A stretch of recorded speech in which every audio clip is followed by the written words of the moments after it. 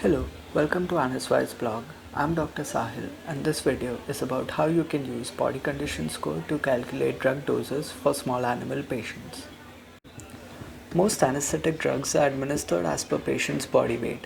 Doses are expressed either as milligrams per kg or micrograms per kg. Once you know a patient's weight, decide under which category does that patient belong in BCS chart. For this, I prefer using 5-point BCS scale instead of 9-pointer scale. 9-point scale has minute differences between its categories which do not significantly matter for calculations. For patients of BCS 1, 2 and 3, you can use the measured weight as it is to calculate doses.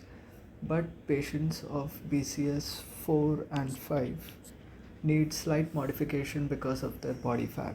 Excess fat in body does not metabolize drugs, because of which anesthetic drugs accumulate in fat deposits, especially the ones which are lipid soluble, and this delays their recovery. Calculating doses of an overweight or obese patient on its actual weight can cause delayed recovery or overdosing. To compensate for this, calculate doses with slight changes in measured body weight. Patients with BCS4 have 20 to 30% excess body fat. Multiply their weight with a factor of 0.8. A dog patient with BCS4 weighs 25 kg. So 20 kg is what you will use for drug calculations. BCS5 patients have 40 to 45% excess fat. Multiply their weight with a factor of 0.6.